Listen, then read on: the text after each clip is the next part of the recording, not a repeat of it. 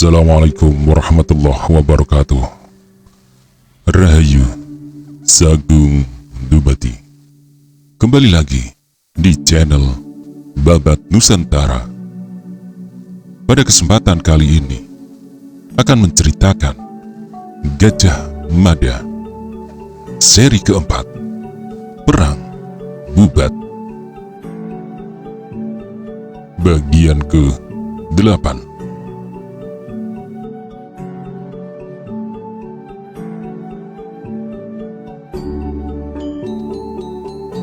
Meskipun sebagai ibu dari seorang prajurit, Nyai Diah Menur sadar yang namanya bahaya bisa mengintai dari mana saja. Kuda Swabaya mampu membaca raut muka itu. "Perjalananku tidak untuk menghadapi bahaya, Ibu," kata kuda Swabaya berusaha menenangkan. Raut cemas itu masih membayang di wajah ibunya. Lalu ibunya membalas, "Tugas yang akan kau bawa dalam perjalanan jauh yang akan kau tempuh itu?" Kuda Swabaya berusaha tersenyum.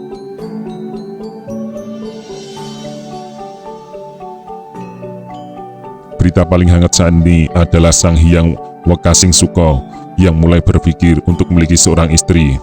Tugasku hanya mengawal perjalanan yang akan ditempuh Paman Pati Maduratna yang ditugasi Sang Pangeran Antimun untuk melihat secara langsung Putri Prabu Maharaja Linggabuana yang katanya kecantikannya luar biasa.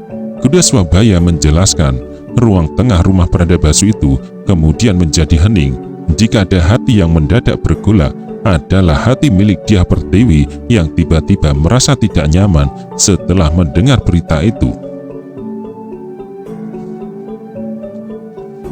Namun Dyah Pertiwi pintar menyembunyikan warna hatinya hingga ayah dan ibunya sama sekali tidak tahu ada pergolakan macam apa di hati anak gadisnya itu.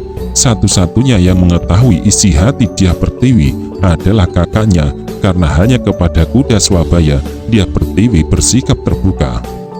"Raden tetap merasa sudah waktunya memiliki seorang istri?" tanya Prandabasu. Kuda Swabaya tidak mengangguk, tetapi membalas tatapan ayahnya. "Apa itu berarti anak gadis Raja Sundagalu itu yang telah menjadi pilihan Sang Prabu Sri Raja Sanegara?" Prandabasu kembali bertanya. Tak hanya ibunya yang segera ingin tahu jawaban dari pertanyaan itu, Dyah Pertiwi tidak kurang rasa penasarannya. Beberapa utusan telah dikirim ke beberapa negara bawahan dan beberapa negara sahabat Majapahit atas permintaan Ibu Suri Sri Gitarja Tribuana Tunggadewi. Para utusan itu telah pulang dengan membawa lukisan para gadis anak raja dan para gadis anak para pendeta. Namun hingga sejauh ini belum ada satupun yang memenuhi selera Sang Prabu Jayaneswara.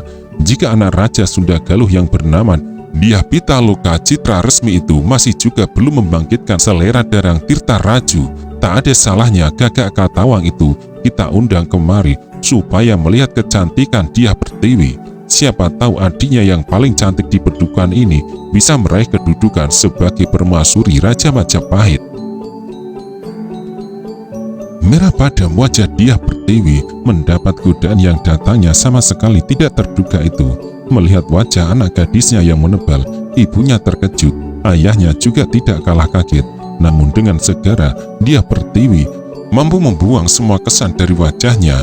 Andai ucapan kuda Swabaya itu tidak dilepas di depan ayah ibunya, Pertiwi pasti akan melampiaskan kemarahannya kepada mencubit dan menggigit lengan kakaknya.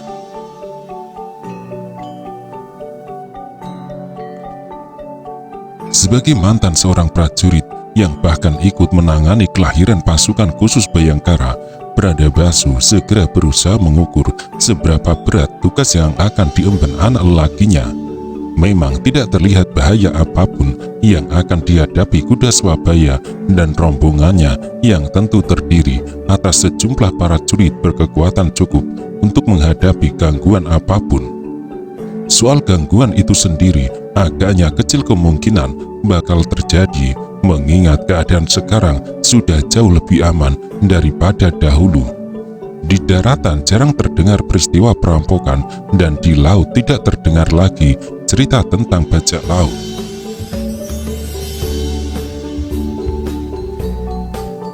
Selain Patih Maduratna, Tambah Pradabasu, siapa pejabat lain yang dikirim ke Sunda Galuh? Paman Kanuruhan Pradambaya, jawab anaknya. Namun yang aku tahu utusan yang sesungguhnya adalah Patih Maduratna. Sementara keikutsertaan Paman Kanuruhan Gajah Enggon adalah atas keinginan Mahapati Gajah Mada, jawab Kuda Swabaya. Pradabasu termangu beberapa saat lamanya mendengar penjelasan anaknya itu. Tentu Pradabasu tak akan lupa bahwa Gajah Enggon, sahabat karibnya itu, memiliki nama lain Gajah Pradamba. Sebagai mantan pimpinan pasukan khusus Bhayangkara yang juga salah seorang pendiri kesatuan pasukan tersebut, Gajah Enggon bagai bintang yang melesat. Kini ia menjadi salah satu pejabat penting dengan dinaikkan pangkatnya menjadi seorang Kanuruhan. Jelas merupakan pertanda ia akan menduduki sebuah jabatan penting di barisan Sang Pancari Wilwoktikto. Sangat mungkin nantinya ia akan menggantikan Empu Turut. Gagak Bongol yang memiliki latar belakang sama, nasibnya juga melesat. Kini ia menyandang gelar yang tidak sembarang orang bisa menggapainya, Pasangguhan. Perang yang terjadi di Bali dan penaklukan atas sebuah wilayah di Tanjung Pura mengantarkan Gagak Bongol memperoleh jabatan luar biasa itu. Pradabasu juga mengikuti perkembangan pembinaan pasukan khusus Bhayangkara yang hingga kini masih tetap dipertahankan. Pasukan itu masih tetap dibuat ramping, namun memiliki daya pukul yang luar biasa yang dibina melalui latihan berkesinambungan tanpa lelah. Bagi pasukan khusus Bhayangkara, nyaris tiada hari tanpa latihan. Memanjat tebing tanpa menggunakan bantuan tali merupakan sarapan sehari-hari. Demikian pula dengan kemampuan melepas anak panah dan pisau khusus yang menjadi andalan serta ciri khas pasukan Bhayangkara. Latihan penggunaan dua jenis senjata itu dilakukan tanpa mengenal waktu. Yang menjadi ukuran keberhasilannya adalah tingkat ketepatannya. Berdasarkan pertimbangan sifatnya yang khusus, mereka yang dipilih menjadi bagian dari pasukan khusus Bhayangkara bukan prajurit yang bertubuh besar dengan badan gempal berotot melingkar. Yang disaring menjadi prajurit Bhayangkara adalah orang-orang yang memiliki otak cerdas dan memiliki tubuh sedang, tidak gemuk supaya gesit. Karena sifat khusus dalam bidang telik sandi, pasukan Bhayangkara tidak dibekali jenis pakaian khusus. Perubahan yang demikian terjadi sejak pasukan Bhayangkara berada di bawah kendali pimpinan baru yang alasan usulannya diterima Gajah Mada. Di bawah pimpinan Senopati Macanliwung, Bhayangkara berubah memiliki warna lain. Sejak Macanliwung menjadi orang pertama di pasukan khusus itu, jatah untuk latihan melepas anak panah dan pisau diperbanyak. Pradabasu mengikuti perkembangan derap latihan pasukan Bhayangkara itu dari penuturan Kuda Swabaya. Meski berada di luar lingkungan Bhayangkara dan tidak lagi menjadi prajurit, Pradabasu juga selalu mengasah kemampuan itu. Setelah menandai sasaran yang akan dibidik dengan mata terpejam, Pradabasu bisa menggapainya melalui ayunan pisau terbangnya. Ia juga mampu membidik sasaran dengan tepat, meski matanya dibalut dengan kain. Di barisan pasukan Bhayangkara, satu-satunya orang yang bisa melakukan itu hanya Kuda Swabaya. Kuda Swabaya bahkan memiliki kemampuan lebih khusus melebihi ayahnya. Ia memiliki pendengaran yang lebih tajam. Ia juga mampu membidik sasaran menggunakan anak panah dengan derajat ketepatan bidikan amat tinggi. Nyaris tidak pernah luput. Sang Mahamantri Mukya Rakyat Mahapati Gajah Mada mempunyai perhatian khusus kepada prajurit bernama Kuda Swabaya yang pendiam. Setidaknya 2 tahun lamanya, Mahapati Gajah Mada meminta Kuda Swabaya menjadi pengawal khusus yang bertugas melayani dan mengawalnya. Setelah Kuda Swabaya memperoleh penilaian bagus, Swabaya digeser untuk menempati jabatan dan kedudukan sejenis. Ia bertugas untuk selalu melekat dan mendampingi suami Ibu Suri Dahwiat Wijaya Rasdasa Hyang Prameswara. Melihat teman-temannya berhasil menduduki jabatan yang tinggi tidak menyebabkan Pradabasu menyesali keadaan. Mantan Bhayangkara Pradabasu merasa semua jabatan itu hanya sampiran di pundak. Sementara untuk pengabdian diri pada negara, ada banyak cara yang bisa dilaluinya. Apa pendapat ayah? Tanya kuda Swabaya melihat perubahan di wajah ayahnya. Pradabasu masih tetap mengarahkan pandangan matanya ke jendela yang terbuka. Dari tempatnya berada, terlihat pagar pohon berluntas. Jika tatapannya diarahkan lebih jauh lagi, akan terlihat atap rumah Ki Songgo Ruki, seorang tetangga yang baik hati karena siap memberi pertolongan apapun yang dibutuhkan. Jika panen nangka karena di kebunnya tumbuh banyak pohon nangka, Ki Songgo Ruki tidak pernah lupa berbagi buah nangka itu dengan para tetangganya. Sejenak kemudian Pradabasu mengalihkan pandangan matanya ke wajah istrinya. Tak tercegah Pradabasu teringat kepada seorang anaknya yang lain yang hilang. Di mana anak laki-lakinya itu berada atau sedang apa? Pertanyaan macam itu sangat mengganggu ketenangan hatinya, bahkan hampir menyita ruang mimpinya, menjadikan tidurnya tak pernah nyenyak.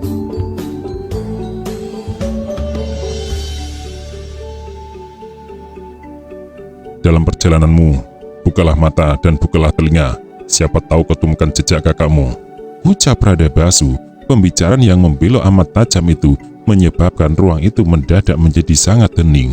Mata Nyai Dyah Menur yang sembab kembali berkaca-kaca. Pradabasu yang nampak tua itu terlihat menyangga beban yang sangat berat. Kuda Swabaya yang mendadak harus memperhatikan keadaan ayahnya secara utuh merasa hatinya terbelah. Kuda Swabaya amat memahami kegelisahan ayahnya. Hampir 2 bulan sang prajaka menghilang, akan tetapi yang 2 bulan itu terasa amat lama, melebihi bertahun-tahun lamanya, menyisakan sebuah pertanyaan yang menggantung, di mana sang prajaka berada. Boleh jadi kepergian sang prajaka tak bisa dianggap sebagai kehilangan layaknya kepergian seorang bocah. Akan tetapi, penyebab dari kejadian itu yang amat disesali yang menyebabkan sang prajaka harus dicari, setidaknya agar permintaan maaf bisa diucapkan langsung di depannya. Akan aku lakukan ayah, jawab kuda Swabaya yang terasa agak terlambat. Pradabasu memandang telapak tangannya, apakah karena usianya yang memang sudah tua atau karena sedemikian berat persoalan yang dihadapinya yang menyebabkan jari-jari tangannya sering gemetar di luar kehendaknya. Dalam perjalanan pulang dari perjalanan panjang yang ditempuh untuk mencari anaknya, Pradabasu singgah di sebuah warung untuk membeli secangkir minuman guna membasahi tenggorokannya. Pradabasu terkejut saat menyadari tangannya gemetar tidak terkendali, menyebabkan minuman itu tumpah membasahi pakaian yang dikenakannya. Jika kau temukan jejaknya, atau menemukannya, entah dengan cara bagaimanapun, kabarilah ayah. Kalau ia tidak mau pulang, sampaikan kepada prajaka bahwa ayah sangat lelah, telah menjatuhkan tuduhan yang tidak benar itu kepadanya, ucap Pradabasu. Kuda Swabaya menjawab ucapan itu dengan anggukan sambil memeluk adiknya yang menyandarkan diri di pundaknya. Kuda Swabaya tidak terlalu lama berada di rumah karena waktu yang dimilikinya hanya sedikit. Jika kuda Swabaya tidak segera kembali, ia akan mendapatkan penilaian buruk dari pimpinannya. Kuda Swabaya harus menghindarkan diri dari penilaian tidak memiliki jiwa samapta. Sampaikan salamku kepada Kajenggon, kata Pradabasu. Akan aku sampaikan ayah, balas Swabaya. Hening pedukuhan itu kembali koyak oleh derap kuda yang ditunggangi prajurit dari Kesatuan Khusus Bayangkara itu. Beberapa orang tetangga melongokkan kepala keluar jendela, bahkan keluar ke halaman untuk melihat bagaimana penampilan anak Pradabasu itu. Beberapa orang gadis merasa jantungnya berdebar lebih kencang dan harus bersusah payah mengikat otot jantungnya. Di antara para gadis yang mengangankan kuda Swabaya itu, bahkan ada yang berasal dari teman sepermainan ketika masih bocah. Pradabasu berdiri di tengah jalan. Ia terus memperhatikan kuda yang ditunggangi anaknya yang berderap makin jauh dan makin jauh, melintas sawah dan baru lenyap setelah memasuki pedukuhan berikutnya. Ketika Pradabasu berbalik dan berjalan memasuki halaman, persoalan semula kembali menyita ruang perhatiannya. Sang Prajaka yang minggat dengan mengusung tuduhan tidak benar membuat dada Pradabasu kembali sesak. Jika waktu bisa diputar dan segala peristiwa bisa diulang kembali, tentu tidak akan disia-siakannya kesempatan untuk meluruskan keadaan. Saat Pradabasu masuk ke rumah, Nyai Dyah Menur mengangsurkan pakaian bersih. "Silahkan Kakang mandi," ucap istrinya dengan kepala menunduk. Pradabasu berdiri mematung. Pradabasu tahu istrinya yang menunduk itu tak mampu menguasai tangisnya. Pradabasu segera meraih dan memeluknya. "Aku tidak tahu lagi apa yang harus aku lakukan," bisik Pradabasu. Masih di hari yang sama, tetapi waktu bergeser ke sore, Pradabasu merasa seluruh tubuhnya lunglah, menyebabkannya agak demam. Di sepanjang hari itu, Pradabasu pilih tidur dan tak melakukan kegiatan apapun. Para tetangga yang datang menengok ditolak dengan halus oleh Nyai Dyah Menur. Di antara tetangga yang datang menengok itu adalah Ki Songgo Rugi. "Sebaiknya jangan hari ini, Ki Songgo Rugi," kata Dyah Menur. "Saat ini suamiku perlu beristirahat karena badannya agak sakit. Nanti jika sudah sembuh, biar suamiku yang datang ke rumah Ki Songgo Rugi." Ki Songgo Rugi memang tetangga yang baik. Apapun kesulitan yang dihadapi Pradabasu, ia selalu siap membantu mengatasinya. Ia siap membantu mengambilkan rebung dari papringan, membetulkan genting yang bocor, dan jenis pekerjaan ringan yang lain. Namun untuk jenis pekerjaan memanjat kelapa, Ki Songgo Rugi tidak sanggup lagi. Nyai Dyah Menur sendiri tidak akan tega melihat bantuan untuk jenis pekerjaan yang bisa mengancam keselamatan jiwa itu. Dulu, Ki Songgo Rugi sangat meremehkan Pradabasu. Ia menganggap Pradabasu bukan siapa-siapa. Namun setelah mengetahui siapa sebenarnya Pradabasu, Ki Songgo Rugi tak berani meremehkannya lagi.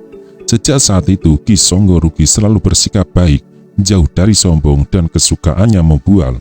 Sebagai tetangga dekat, Pradabasu ternyata teman yang enak diajak berbincang. Nyai memerlukan bantuan, Ki Songgo Rugi menawarkan diri. Nyai Dyah Menur merenung sejenak. Tawaran itu kemudian diterimanya dengan baik. "Boleh aku minta bantuan untuk menyembelih seekor ayam?" Ki Songgo Rugi menerima permintaan bantuan itu dengan penuh semangat. "Oh tentu akan aku kerjakan, Nyai," ucap Ki Songgo Rugi. Hanya sejenak setelah itu, dari halaman samping terdengar suara ayam yang lehernya tercekik dan tersayat pisau amat tajam. Ki Songgo Rugi yang tak hanya menyembelih ayam itu, tetapi menuntaskannya sekalian dengan mencabuti bulunya dan mencucinya hingga bersih. "Nanti kalau sudah matang, Ki Songgo Rugi ingin makan bagian apanya?" tanya Dyah Menur. Ki Songgo Rugi tertawa menyeringai, nampaknya dengan jelas beberapa giginya yang tanggal. "Tidak usah, Nyai, terima kasih," balas Ki Songgo Rugi. Nyai Dyah Menur segera menyibukkan diri di dapur. Namun dari pawon ia bisa mendengar keresahan suaminya. Keresahan itu terlontar lewat igaunya yang selalu memanggil sang Prajaka. Ada kalanya Pradabasu menggumamkan sesuatu yang tak jelas.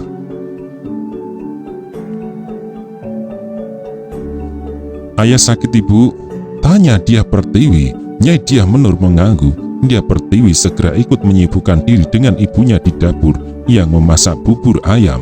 Melihat ayahnya pulang dengan tubuh sangat kurus tidak terurus, tak pelak menyebabkan Dyah Pertiwi cemas. Dyah Pertiwi yang mewarisi banyak ilmu pengetahuan dari ibunya soal cara membuat jamu, segera meracik bahan tanpa menunggu perintah ibunya.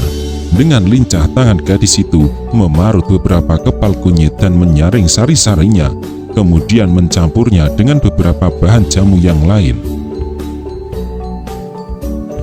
Jika diminum, rasa jamu itu tidak ketulungan pahitnya. Namun jamu yang pahit itu diyakini dapat menyembuhkan banyak sekali jenis penyakit, termasuk yang sedang dialami ayahnya. Tiba-tiba ibunya datang mendekat. Perhatian Nyai Dyah Menur tidak tertuju pada jamu yang dibuatnya, tetapi lebih kepada dirinya. "Umurmu sekarang sudah lebih dari 18 tahun, kata ibunya begitu tiba-tiba. "Menurut ibu, kamu sudah layak untuk berumah tangga. Sudah adakah lelaki yang telah memberimu isyarat rasa suka?" Ditodong pertanyaan yang dilontarkan mendadak itu menyebabkan Dyah Pertiwi bingung. Namun dengan bergegas Dyah Pertiwi menghapus semua kesan dari wajahnya. Pertanyaan itu tidak dijawabnya. Dari bahasa wajahnya, Dyah Menur tahu Dyah Pertiwi tidak berkeinginan berbicara soal itu. Tak baik bagi seorang perempuan kawin terlalu tua. Jika ada lelaki yang berniat dan menyampaikan keinginannya kepadamu, berceritalah kepada ibu agar ibu bisa mengukur apa ia layak menjadi suamimu.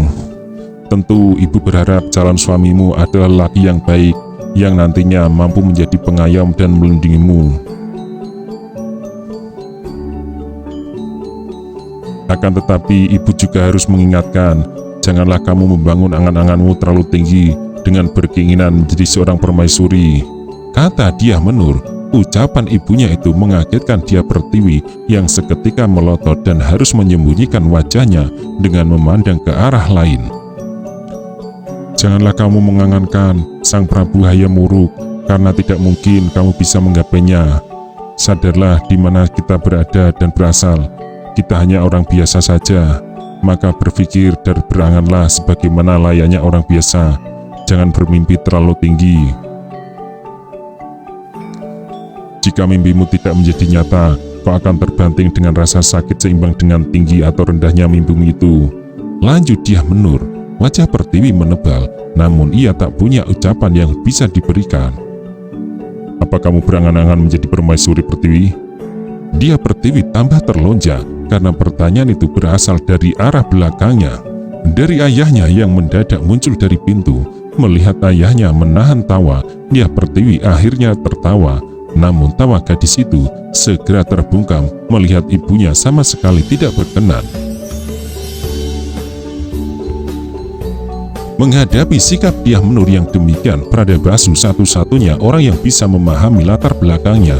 Sebagai seorang perempuan desa, perempuan yang tidak berdarah bangsawan, Dyah Menur menyimpan kenangan yang amat pahit dan tak mungkin bisa dilupakan. Dyah Menur, Sekar Tanjung, pernah berhubungan dengan seorang bangsawan. Mereka menikah secara sembunyi-sembunyi. Kobaran asmara di masa lalu itu berbuah pahit di zaman sekarang. Bahkan Kuda Swabaya, anak yang terlahir dari hubungan itu, harus ikut menanggung kesalahan masa lalu itu. Kuda Swabaya berada dalam bahaya jika sampai ada yang tahu asal-usulnya.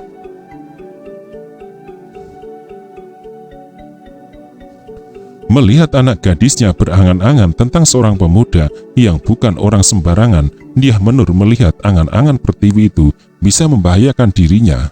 Kecil kemungkinan angan-angan itu terwujud, padahal angan yang tidak kesampaian bisa menimbulkan gangguan jiwa. Prabu Hayam Wuruk adalah raja yang masih muda dan tampan. Saat ia menemukan jodohnya dan mengikatkan diri dalam perkawinan, diyakini akan banyak gadis di Majapahit yang patah hati. Dyah Menur sama sekali tidak menginginkan hal itu terjadi kepada anak gadisnya. Dyah Menur akan mempersoalkan hal itu, menempatkan Dyah Pertiwi harus siap mendengarkan. Akan tetapi derap kuda yang terdengar mendekat dan berhenti di halaman rumahnya menyebabkan Dyah Menur membatalkan niatnya. Dyah Pertiwi yang berlari ke depan kembali lagi membawa sebuah nama. Paman Gajah Enggon ayah, ucap gadis itu. Pradabasu mengangguk. Siapkan suguhan untuk tamu kita, ucap Pradabasu, dan jangan ikut menemui, cukup aku saja.